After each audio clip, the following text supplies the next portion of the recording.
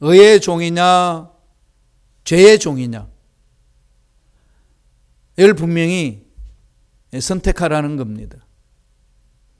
나는 의의 종도 아니고 죄의 종도 아니고 중간에 있습니다. 이런 회색지대는 없다는 겁니다. 성경은 늘 두 가지입니다. 천국이냐 지옥이냐.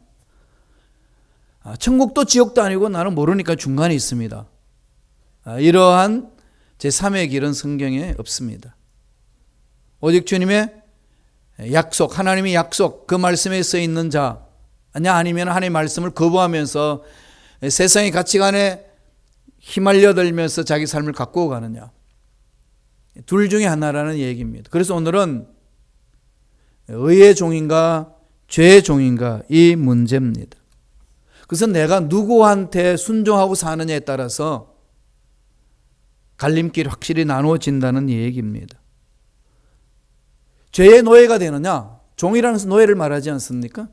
아니면 예수 그리스도의 노예가 되느냐, 둘 중에 하나라는 말씀을 강하게 설명을 합니다. 어떤 게 의의 종이고 어떤 자의 삶이 죄의 종일까요?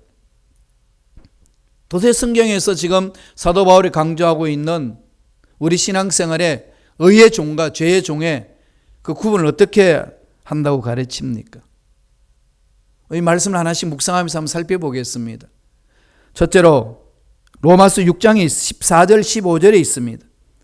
의의 종이라는 게 도대체 무엇인지 설명을 합니다. 다 같이 한 목소리 읽어볼까요? 로마서 6장 14절 15절입니다. 죄가 너를 주장하지 못하리니 이는 너희가 법 아래 있지 아니하고 은혜 아래에 있음이라. 그런즉 어찌하리요? 우리가 법 아래 있지 아니하고 은혜 아래에 있으니 죄를 지으리요? 그럴 수 없느니라. 딱 결론 내려줍니다. 의의 종이란 한마디로 뭘 말씀하나요? 법 아래 있지 아니하고 은혜 아래에 있는 자. 의의 종이라는 것은 은혜의 아래에 있는 자를 말합니다. 오늘 말씀을 통해서 우리에게 던져주는 첫 번째 메시지입니다. 은혜를 강조합니다. 저와 여러분의 삶은 은혜 아래에 있습니다. 우리가 어떤 법을 가지고 자녀들을 나름대로의 규칙과 함께 지도하고 인도하지만은 구체적으로 그러한 규정과 그러한 법을 정해가지고 자녀들을 이야기를 하고 자녀들에게 말하고 있지만 근본적인 정신 어디에 있나요? 부모의 은혜 아래에 있게 합니다. 부모의 은혜 안에서 지도받고 삶을 살게 만드는 것 아니겠습니까? 마찬가지로 하나님의 자녀인 우리들도 하나님의 법 아래에 있어야 됩니다. 하나님의 법 안에 있다는 것은 사실 어떤 걸 말할까요? 하나님의 은혜 아래에 있다는 겁니다. 법 아래에 있을 때가 죄를 짓지 않을까요? 은혜 아래에 있을 때가 죄를 짓지 않을까요? 여러분 어떤 겁니까? 어떤 것 같아요? 한번 생각을 해보세요. 이 법과 은혜, 율법과 은혜입니다. 이러기 전에 먼저 여러분, 저와 여러분들이 깊이 생각할 부분이 있습니다. 하나님이 주신 율법이 선한가요? 악한가요? 선한 거죠. 예. 하나님이 주신 건 다 선하다고 했습니다. 하나님이 주신 율법은 악한 게 아니에요. 선한 겁니다. 그 선한 것을 지켜야 돼요? 지키지 말아야 되나요? 지켜야 돼요, 당연히. 선한 건데 지켜야죠. 법을 지키면, 율법을 지키면 구원 받나요? 못 받나요? 답이 없어요. 왜? 율법대로 살아내면 구원 받을 수 있을까요? 없을까요? 있죠. 왜? 하나님 법이니까. 하나님의 법은 선한 겁니다. 율법을 지키면 구원이 있어요. 그런데 문제는 뭐가 문제죠? 율법을 못 지킨다는 게 문제죠. 우리는 죄인이기 때문에 어느 누구도 율법을 지킬 힘이 없습니다. 죄를 지어서 죄인이 아니고요. 죄인이기 때문에 죄를 짓습니다. 그게 우리 인간의 실존이에요. 우리 인간의 모습이에요. 인간이 그렇습니다. 그리고 율법은 선한 거고 율법을 지키면 구원받는데 그걸 지키려고 아무리 몸부림쳐도 못 지킨다는 게 문제예요. 그래서 하나님이 그 구원받을 수 있는 길을 열어주셨어요. 법대로 살아도 살아낼 힘이 없으니까. 그래서 구약시대는 동물의 희생 제사를 통해서 그 말에 순종함으로 죄 씻음 받고 오늘날에는 예수 그리스도의 십자가를 통해서 믿기만 하면 다 구원받을 수 있는 하나님의 길을 열어 주신 겁니다. 그래서 구원받는다는 것은 우리가 법을 지켜서 구원받는 것이 아니고, 우리 행위로 구원받는 것이 아니고, 우리 착한 모습으로 구원받는 것이 아니고, 온전히 하나님의 은혜 안에서 믿음을 가짐으로 구원받습니다. 구원받는 것도 뭐라고요? 하나님의 은혜입니다. 은혜는 거저 주는 거예요. 그럼 구원은요, 하나님의 은혜 안에서 거저 받은 겁니다. 믿음으로 받은 거죠. 그래서 사도 바울이 6장 14절에 이렇게 이야기를 합니다. 은혜 받은 자들이 삶이 어떻게 돼야 되는 건지 읽어볼까요? 로마서 6장 14절입니다. 읽습니다. 죄가 너희를 주장하지 못하리니 이는 너희가 법 아래 있지 아니하고 은혜 아래 있음이라. 우리가 법으로 구원받았나요? 은혜로 구원받았나요? 그럼 우리는 법의 종인가요? 은혜의 종인가요? 그렇죠. 법이 우리가 간냐지 못합니다. 뭐가 간냐지요? 하나님 은혜가. 은혜로 구원받았습니다. 그런 율법을 가지고 와가지고 정죄를 할 수가 없다는 얘기입니다. 이미 십자가 안에서 그 율법을 완성했기 때문에 십자가를 믿는 자는 은혜 속에 잠긴다는 겁니다. 은혜의 힘은 율법의 힘보다도 위대합니다. 사랑의 힘은 세상의 율법보다 법보다도 강합니다.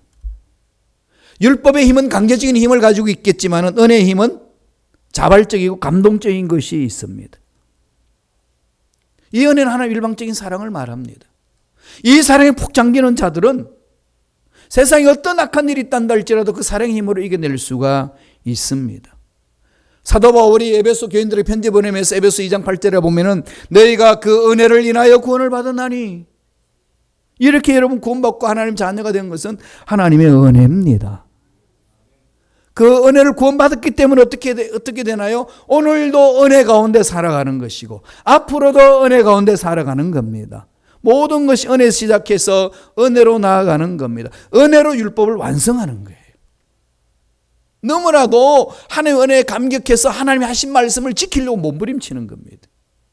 말씀을 지킴으로써 구원받으려고 노력하는 것이 아니고, 말씀을 지킴으로써 하나님 자녀가 되려고 노력하는 것이 아니고, 하나님이 은혜를 부어주셔서 너무나도 감격스러워서 그 사랑에 힘을 입어 하나님 하신 말씀 지키려고 몸부림치는 게 하나님의 자녀들이에요. 다른 거지요. 완전히 다른 삶을 말합니다. 그래서 저와 여러분들은 은혜 안에 있습니다. 근데 여기에 문제 있어요.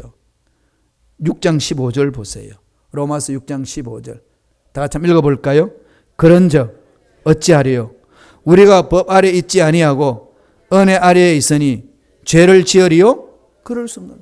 법은 떠났으니까 은혜다. 이제 뭐가 되는 거죠? 죄 지을 수 있잖아요. 용서받을 수 있으니까. 그렇지 않나요? 죄 지은 자들은 다 용서를 선포하시고 회개하는 자마다 용서해 주신다 그러니까, 와, 이제는 죄 짓고 교회 와서 그냥 죄 지은 거 다 회개하고 그 다음날 딱 교회 문 밖에 나는 순간부터 뭐죠? 어차피 짓는 자는 용서받을 게는 죄를 짓자. 이럴 수 있느냐? 그런 마음이 들 수도 있겠죠. 왜 들죠? 은혜를 모르니까. 은혜가 은혜인 줄 모를 때는 무슨 죄든지 다 용서를 해주니까 용서받고 나도 죄 지면 되지. 그럴 수 있다는 겁니다. 그런데 사도 바울이 뭐라고 그러죠? 은혜에 있으니 죄를 지으리요? 답은 뭐죠? 그럴 수 없느니라. 왜 그럴까요? 은혜가 그 사람을 인도하기 때문에. 은혜가 그 사람의 삶을 인도해 주기 때문에. 우리의 힘으로는 말씀을 지켜낼 힘이 없지만은 은혜가 그 사람이 말씀을 지킬 수 있도록 이끌어 주시기 때문에 은혜가 살려준다는 겁니다. 한 남자가 한 여인을 너무 사랑 결혼을 했어요. 알콩달콩 재밌게 삽니다. 그래서 그 남자가 저 유럽으로 출장을 가요. 그래 부인의 시야에서 벗어났습니다. 나서 보니까 딴 세상이 있어요. 마음껏 즐길 수 있는 장이 마구마구 열려져 있습니다. 이제 감시망이 없어요. 그러면 마음껏 죄를 지을 수 있는 마음이 생길 수 있을까요? 없을까요? 짓지요. 충분히 가질 수 있겠죠. 그런데 죄 안 짓습니다. 왜 그럴까요? 한국에 있는 아내의 10손가락 손톱이 너무 날카로워서 긁힐까 봐. 그게 두려워서 죄를 안 짓는 것이 아니고 무엇 때문에 죄를 안 지을까요? 사랑하기 때문에. 네, 사랑하기 때문에. 그거예요. 율법으로 그 사람을 죄 짓지 않도록 만드는 게 아니고 너무나도 사랑하는 그 사랑의 힘이 죄에 대해서 멀리할 수 있는, 죄를 끊어버릴 수 있는 힘이 있다는 겁니다. 하나님과 나의 관계에 그 은혜 속에 임하는 겁니다. 예수 그리스도의 십자가를 믿어 우리 스스로 의를 만들어내지 못합니다. 하나님의 의가 예수를 믿음으로 우리 속에 들어오는 거예요. 그래서 우리는 의인이라고 칭함을 받습니다. 나의 의로운 행위로 의롭다고 행위를 드러내면서 칭함을 받는 것이 아니고 정말로 의로운 삶은 하나도 없는데 예수 십자가를 믿기 때문에, 이미 의를 이루어 주셨기 때문에 예수를 믿는 우리에게 하나님은 의를 허락해 주시고 의롭다고 칭해 줍니다. 이 의 어디서 나왔다고요? 하나님의 은혜입니다. 그래서 의의 종이 된다는 것은 하나님의 은혜 아래 있는 자다. 하나님의 은혜로 자기 자신을 보세요. 하나님의 은혜로 세상을 바라보세요.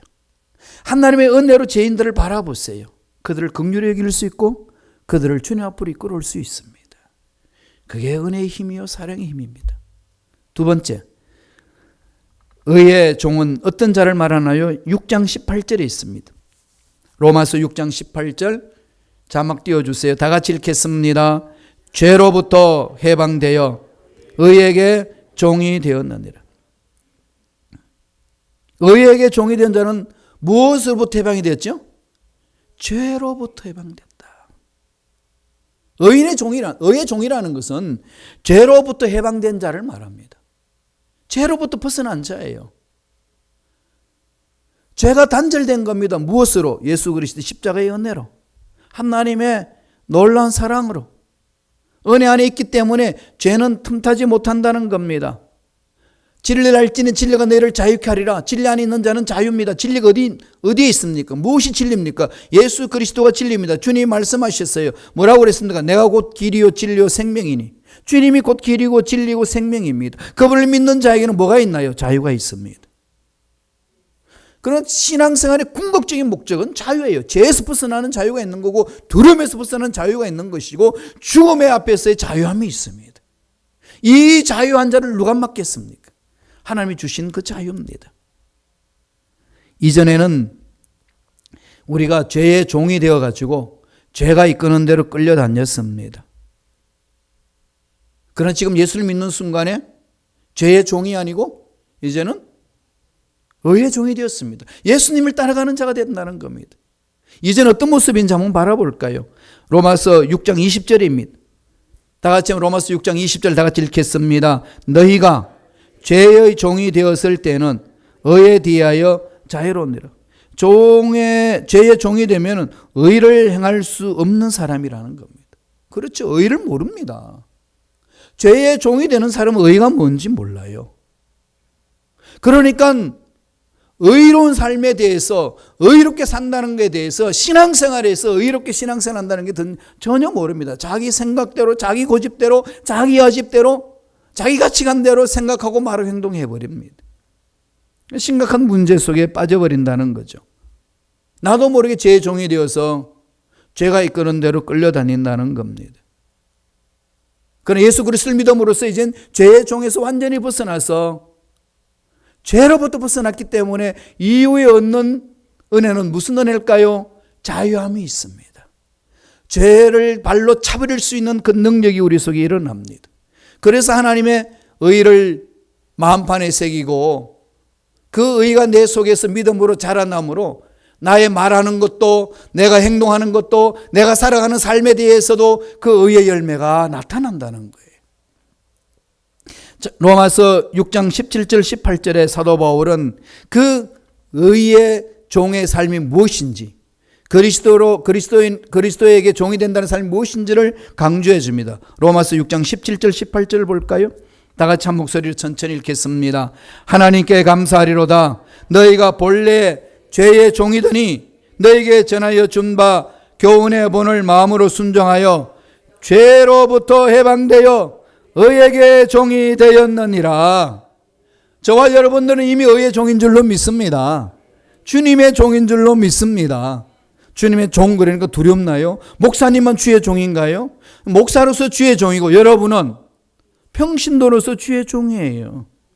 다 같이 주의 종의 삶을 삽니다. 주의 종은 의의 종을 말합니다. 죄의 종이 아니고 의의 종을 말합니다. 예수를 믿는 사람은 의의 종이에요. 그러므로 의의 종은 말마다 바라보는 눈마다 그 예수 그리스도의 의가 드러나는 삶을 살아낸다는 겁니다. 내가 하는 것이 아니고 내 속에 임재하시는 하나님의 말씀이, 성령의 능력이 나를 그렇게 붙들어 준다는 겁니다. 그러므로 바울이 뭐라고 외칩니까? 감사하리로다. 입만 열면 감사하는 거예요. 그냥 감사하는 겁니다. 구원받다는 사실에, 영원히 천국 가서 영생을 얻는다는 사실에, 이 지상에서 어떤 삶이 일어나도 어떤 문제가 일어나도 아랑곳하지 아니하고 주를 바라볼 때 내 마음속에는 감사가 넘쳐난다는 겁니다. 감사의 근거가 세상 있고 없고의 문제가 아니고 오직 영원히 살아계신 하나님께 근거를 두고 있기 때문에 하나님만 생각하면 내 입에서 외쳐지는 소리는 주여 감사합니다. 그 외침이 있습니다.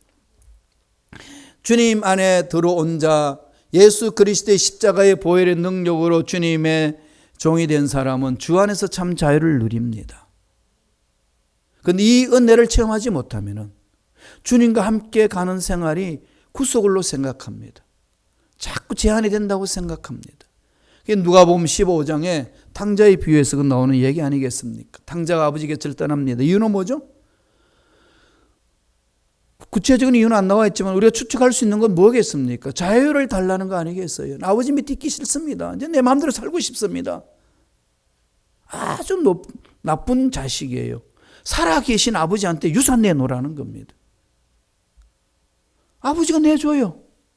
한번 살아보라고 허용해 줍니다. 돈 쥐었어요. 이 세상 이 돈을 가지고 흔들면 자기 것이 될 것 같았습니다. 사업도 해보고 직장생활도 해보고 놀아보기도 하고 그렇게 지내는 동안에 있는 돈 다 날려버립니다. 완전히 거지가 됐습니다. 갈 곳이 없어요. 느끼는 겁니다. 진정한 자유는 이게 아니구나. 아버지 품에 있을 때 진정한 자유구나 깨닫고 아버지 품으로 돌아갑니다. 그런데 아버지 앞에 와서 아버지로 감히 부르지 못합니다. 종으로 살겠습니다. 그럴 때 아버지가 뭐라고 그럽니까? 너는 내 자녀다. 환대해주고 품어줍니다. 죽었다가 살아났다는 그 은혜 속에 들어가게 합니다. 다 품어주잖아요. 돌아온 아들은 아버지 품 안에서 진정한 자유를 맛보기 시작합니다. 그래서 예수님은 진리를 알지니 진리가 너희를 자유케 하리라. 예수 안에 있을 때만이 진정한 자유입니다. 여러분의 인생의 문제, 인생의 설계, 미래의 설계, 건강, 가족, 자녀들의 앞날의 모든 삶을 위하여서 계획하고 있는 그것이 예수 안에서 있지 아니하는 것, 오히려 그것이 걸림돌이 됩니다. 예수 안에 들어올 때만이 진정한 자유입니다. 인간의 자유는 하나님의 품 안에 있을 때만이 가능합니다. 유명한 성 어거스틴은 이렇게 고백을 했습니다. 오 하나님이여, 당신의 품으로 돌아가실 때까지는 내게 참된 안식이, 참된 평안이 없었습니다. 주님 품 안으로 들어가지 아니하고는 어느 누구도 참 안식과 참 자유를 맛보지 못한다는 겁니다. 돈이 자유를 줄 줄 알고, 명예가 자유를 줄 줄 알고, 권위가 자유를 줄 줄 알고, 이 세상에 이것저것 다 찾아다녔지만은 그것을 손에 쥐어보니까 진정한 자유를, 행복을 맛보지 못하게 한다는 거예요. 참 자유는 예수 그리스도 안에 있을 때만이 가능한 것이라고 그렇게 말합니다. 주 안에서 참 안식을 누리시고 주 안에서 참 자유를 맛보는 저와 여러분 되시길 간절히 축원합니다. 마지막으로 로마서 6장 21절 22절의 말씀입니다. 다 같이 한 목소리 읽어볼까요? 너희가 그때에 무슨 열매를 얻었느냐? 이제는 너희가 그 일을 부끄러워하느니 이는 그 마지막이 사망임이라. 그러나 이제는 너희가 죄로부터 해방되고 하나님께 종이 되어 거룩함에 이르는 열매를 얻었으니 그 마지막은 영생이라. 무슨 열매를 맺었냐는 거죠. 죄의 종이 되었을 때에 마음껏 멋지게 살아본다고 살아봤는데 결과가 뭐냐? 정말 진정한 인생 행복을 맛보며 참 평안이 있으며 자기 삶에 확실한 안식을 얻었던 적이 있었느냐? 묻습니다. 아니지 않느냐? 죄의 삭은 사망이라는 겁니다. 그러나 이제 죄로부터 해방되고 하나님이 종이 되어서 무슨 열매를 맺는다는 거죠? 거룩함에 이르는 열매를 맺었으니 그 마지막은 영생이라. 그러면서 6장 23절에 이렇게 결론 내려줍니다. 로마서 6장 23절이에요. 죄의 삭은 사망이요 하나님의 은사는 그리스도 예수 우리 주 안에 있는 영생이라. 의의 종의 삶의 결론이 뭐라고 세 번째 말합니까? 의의 종은 거룩한 열매를 맺는 자라고 말씀합니다. 거룩한 열매를 맺는 자. 의의 종의 삶의 결론은요, 거룩한 삶의 열매를 맺습니다. 이걸 영어로 말하면 sanctification. 우리 신학적으로 말하면 성화된다. 그것을 말합니다. 인간은 둘 중에 하나입니다. 죄의 종이 되든지 의의 종이 되든지. 죄의 종은 어디로 간다는 거죠? 사망으로 끝납니다. 구원받을 길이 없습니다. 살아날 길이 없습니다. 아무리 돈 많고 아무리 명예가 많고 아무리 멋지게 잘생기고 아무리 연줄이 좋아도 죄의 종은 사망으로 지옥으로 끝난다고 성경은 강조합니다. 그러나 아무리 신분이 비천에 쳤단다 할지라도 가진 것이 없단다 할지라도 예수 그리스도를 믿는 자는 하나님의 종이요 의의 종이요 삶은 거룩한 삶이요 마지막은 영생이라고 말씀하고 있습니다. 의의 종이 아니고 죄의 종이 됐을 때 결론이 뭐라고 이야기를 합니까? 로마서 6장 21절에서 구체적으로 말하지 않습니까? 한번 더 읽어보실래요? 이건 경고입니다. 마음판에 새기셔야 돼요. 다 같이 읽습니다. 너희가 그때에 무슨 열매를 얻었느냐? 이제는 너희가 그 일을 부끄러워하나니 이는 그 마지막이 사망입니다. 죄의 열매 사망이고 죄의 결과는 부끄러운 일밖에 없는 것이고 죄로 인해서 만족과 기쁨, 행복이 없는 것이다. 온전히 예수 그리스도의 구세주를 믿고 주님 그 말씀을 내 마음판에 새겨 나가는 자, 하나님은 그를 바라보고 의인으로 칭해 주시고 곧 그가 의의 종이 되는 것이라고 말씀합니다. 죽어서 지옥으로 가는 걸 끝나는 것이 아니라 이 지상에서 죄악에 물들어서 사망의 징후가 나타난다는 거죠. 사망의 냄새가 살아있는 삶 속에서도 드러납니다. 죽는 썩는 냄새가 난다는 걸 말합니다. 지금부터 부끄러운 일을 경험하게 된다는 거죠. 그 죄의 종들의 경험하는 겁니다. 반대로 의의 종이 될 때에 하나님이 주시는 그 열매가 어떤 것이라고 강조해 줍니까? 저와 여러분들에게 주시는 복을 말합니다. 저와 여러분들이 누려야 될 그 삶을 말하고 있습니다. 로마서 6장 19절에 말합니다. 묵상하면서 한번 읽어보실까요? 다 같이 로마서 6장 19절 읽습니다.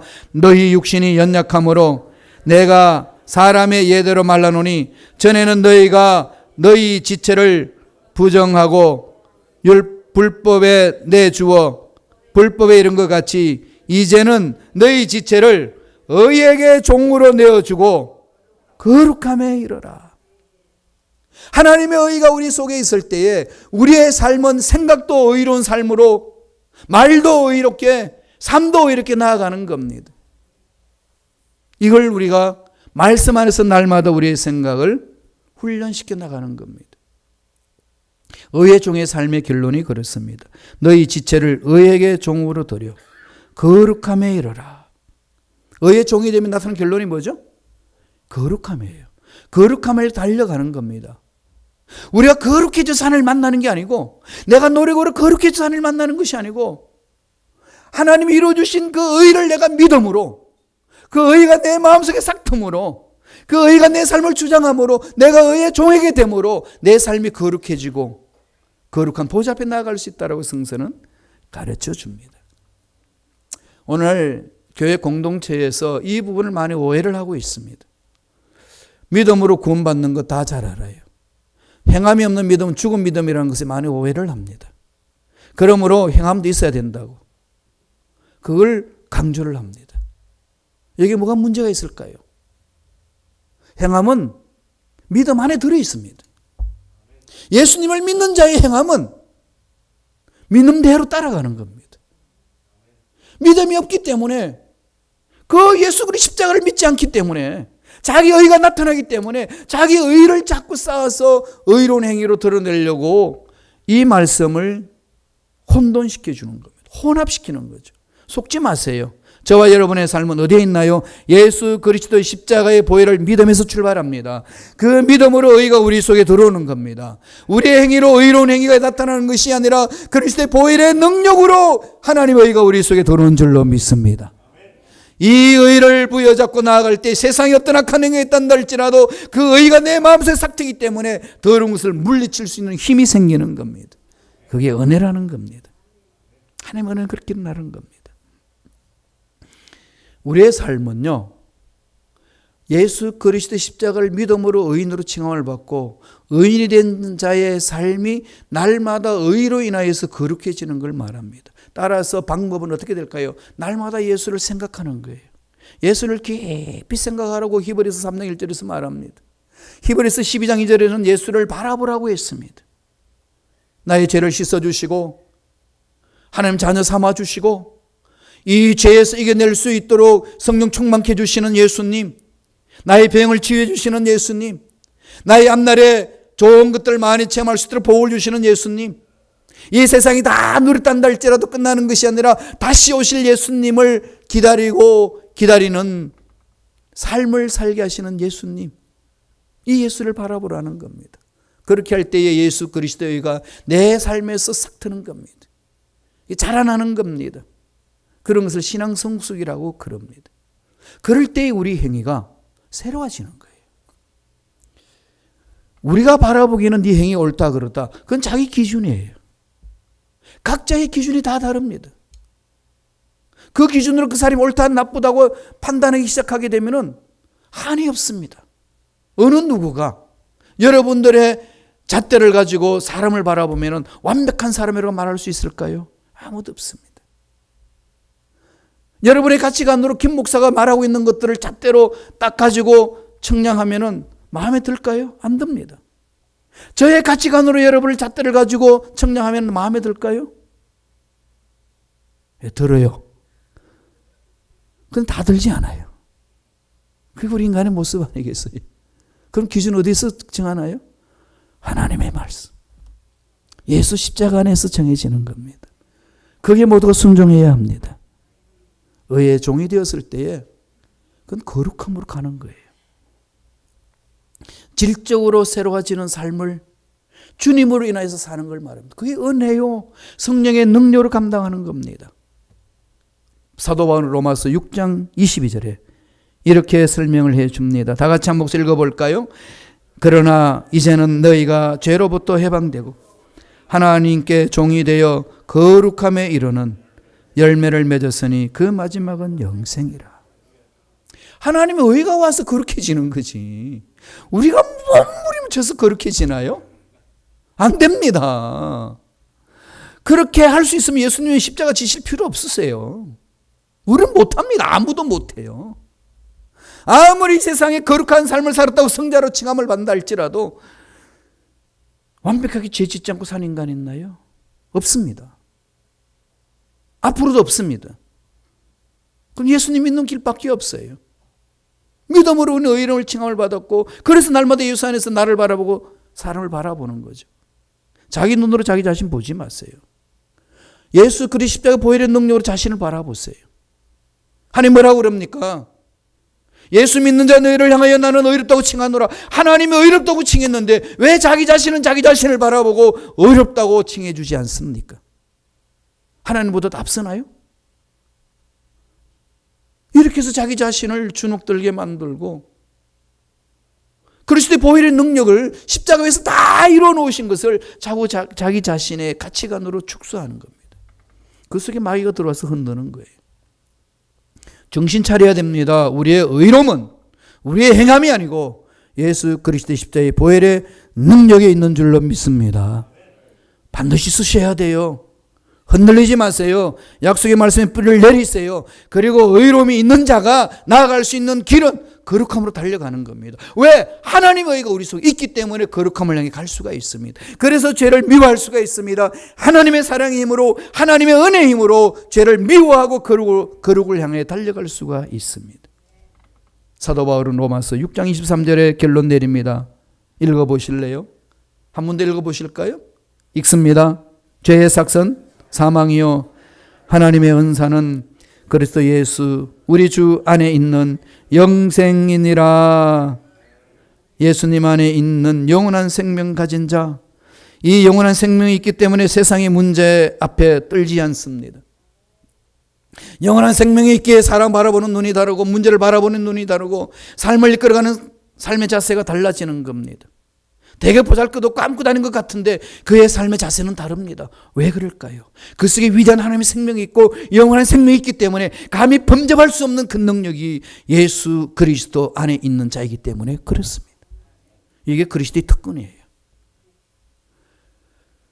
독일의 히틀러가 그 유럽을 다 휘어잡고 있을 때에 가톨릭도 히틀러에게 순종하고 나아갔고 독일 국가 개신교도 히틀러에게 순종하고 나아갔습니다. 유대인 학살하는 것 다 눈 감아줬습니다. 그냥 갔어요. 그럴 때에 하나님이 세운 일꾼들이 여기저기 나타났습니다. 그런 중에 한 목사님, 보네프라는 목사님이 있었습니다. 이분 30 초반에 그냥 목사, 박사, 교수 자격 다 획득한 사람입니다. 신학적인 천재예요. 그래서 히틀러를 대항하여서 논문을 쓰고 이 민족의 살 길은 말씀 위에 써야 되고 예수 그리스도의 십자가 은혜 안에 서야 되고 예수님이 십자가에서 다 이루신 그 값비싼 대가를 지불하고 우리를 살려주신 그 은혜에 순종하며 가야 된다고 독일 국민들에게 호소하면서 외쳤습니다. 히틀러가 그를 추방합니다. 나인홀더 리브라는 미국 신학자의 초청을 받아 뉴욕 유니온 신학교의 교수로 옵니다. 1년 동안 교수로 지냈어요. 늘 속에 갈등이 있습니다. 내 민족이 저 살인마한테 시달리고 있는데 나는 여기서 편안하게 교수로 살면 되느냐? 이게 그 질문입니다. 될까요? 안 될까요? 교수로 살아도 하나님 일을 하기 때문에 누가 뭘 하겠습니까? 되는 거 아니겠어요? 히틀러 때문에 그 당시 미국이 엄청나게 문화적으로 사상적으로 살아났지 않습니까? 폴틸리라는 신학자도 미국으로 왔고 아인슈타인 그 천재 물리학자도 미국으로 왔고 다 일로 왔어요. 미국으로. 어마어마하게 이 미국이 그냥 부흥하는 놀란 역사가 있습니다. 못된 히틀러 때문에 그 유명한 물리학자, 철학자, 신학자들이 다 이렇게 건너왔어요. 살 수 있습니다. 하나님 일을 하면서. 그 동료들도 독일로 가지 말라고 말렸습니다. 그러나 그는 선택합니다. 미치광이가 날뛰는 저 독일 땅 그냥 볼 수 없지 않느냐. 미치광이가 예를 듭니다. 승객 버스 운전사 미치광이인데 50명 승객을 태우고 도로를 질주해 나간다면 여러분 어떻게 하시겠습니까? 질문을 던집니다. 여러분 어떻게 하시겠어요? 도망가야죠. 그죠? 미치광이가 막 질주해 나가는데 도망가면 요새 미치광이들이요 도로에 와가지고 차로 막 달리는 미치광이들 많아요. 빨리 도망가야 되잖아요. 예, 빨리 도망가야 됩니다. 그걸로서 답이 되나요? 어떻게 해야 되죠? 미치광이를 끄집어 내려야 합니다. 그래서 그 히틀러를 대항하기 위해서 다시 독일로 들어옵니다. 자기 매제와 함께 거기 집안에 다 일꾼들과 함께 교수들이 있고 박사 있고 책임자 있는데 그들과 함께 또 주위에 있는 많은 사람들과 연합해가지고 군대의 장성들과 연합해서 히틀러를 제거하는 음모를 꾸밉니다. 결국은 발각이 됐어요. 그래서 그는 1945년 4월 9일 날 사형틀에서 사형을 당합니다. 그리고 1945년 4월 30일 날 히틀러가 더 이상 자기가 이 독일을 전 세계를 지배할 수 없다는 사실을 알고 그 에바 자기 부인과 함께 자살을 합니다. 너무 안타까운 일이 일어났어요. 한 달을 못 견뎌서 결국은 목숨을 잃습니다. 그 천재 신학자가 가고 난 이후에 독일에 어떤 변화가 일어났을까요? 그 정신은 살아났습니다. 독일 교회가 잘못했던 그 잘못을 그 고백교회의 본헤퍼의 목사의 고백교를 일으켜 젊은 일꾼들에게 비전을 주고 그들을 격려하고 일으켜 세워서 교회를 새롭게 회복했을 때에 전 세계 교회를 향하여서 우리 독일 교회가 잘못했다고 용서했을 때 용서를 받을 수 있는 길을 마련해 주었습니다. 그 본헤퍼 목사가 뭐라고 고백했냐면 예수님은 십자가에서 위대한 대가를 지불하셨다. 싸구려 은총으로 구원받은 것이 아니라 값비싼 대가를 지불하고 구원받은 우리들이다. 하나님의 의의 종이 된 이상 예수님이 십자가에서 다 이뤘다고 외치셨고 그 결과를 믿는 자에게 의의 종이 된 우리들이 어떻게 살리요? 그 의가 우리 속에 살아나서 우리는 거룩함을 달려가야 되지 않느냐. 그렇게 외치며 그는 하나님의 나라를 사모하고 다른 모든 무리들을 향하여서 격려했습니다. 마지막 사형당하는 날 감옥에 같이 있었던 동료들이 눈물을 흘리며 호소합니다. 목사님 언제 볼 수 있나요? 울며 부르짖는 그들을 향하여 뒤로 돌아서면서 외칩니다. 형제들이여 두려워하지 말라. 내 평생 소원했던 그때가 이때다. 나는 이제 하나님을 드디어 얼굴과 얼굴을 맞대는 그날이 왔다. 우리는 여기서 끝나는 것이 아니고 또 다른 세계가 열려지는 것이고 그때 우리 다시 만나자. 그들을 향하여 한번 웃어주고 위로하면서 사형장에서 사형터에서로 이슬로 사라졌습니다. 그에게는 어떤 힘이 있었기에 그랬을까요? 영원한 생명이 그것을 꿈틀거리기에 하나님의 은혜 속에서 살아난 그 의의 종으로서 삶을 살아냈기에 하나님의 의가 그 속에 있기에 영생이 그 속에 있기에 세상의 어떤 것들이 자기를 괴롭힌다 할지라도 흔들리지 않고 담대히 나갈 수가 있었습니다. 은혜예요. 은혜를 체험한 자만이 그렇게 선포하면 나갈 수 있습니다. 그 은혜는 우리에게도 주어졌습니다. 자신을 한번 돌아볼까요? 나는 의의 종인가 죄의 종인가? 나의 신앙의 삶은 의의 종으로서 삶을 살아내는가 죄의 종으로서 삶을 살아내는가? 말씀 안에서 말씀 앞에서 진실한 결단이 있기를 축복합니다. 하나님 은혜가 저와 여러분 삶에 넘쳐나기를 간절히 축복합니다. 기도하겠습니다.